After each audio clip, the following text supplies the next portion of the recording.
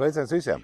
Esam Goslārs vecajos kapos pie ļoti ievērojama vīra pēdējās adusas vietas, un šī vīra vārds ir ģenerālpulkvedis Heins Guderians. Guderians, kuram šī pilsēta ir bijusi pats dienesta sākums un redzams arī pēdējā adusas vieta. Ja. Tātad šis vīrs ir ievērojams ar to, ka 20. gadsimtā viņš pilnībā mainīja karadarbības raksturu.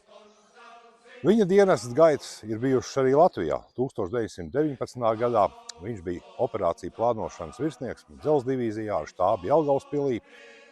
Un pēc Rīgas atbrīvošanas no komunisma sērgas, tas bija 1919. gada 22. maijā, Guderians pārceļ uz Vāciju, kur viņš pievēršās bruņutanku attīstībai, zibenskara plānošanai.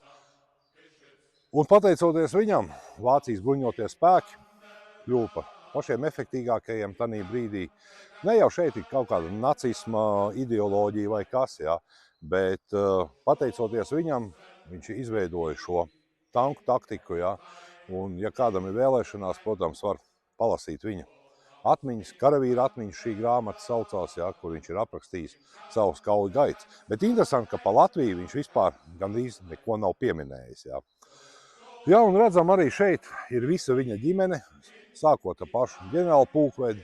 Blakus viņam ir abedīts arī ģenerālmajors Heins Ginters Guderians, viņa dēls, kurš arī Otrā pasaules kara dalībnieks, un pēc kara veidoja Bundesvēru bruņotos spēkos, tātad tanku attīstību. Un ir arī mazdēls, pulkveža leitnants Ulrichs Guderians. Ja. Interesanta sakritība.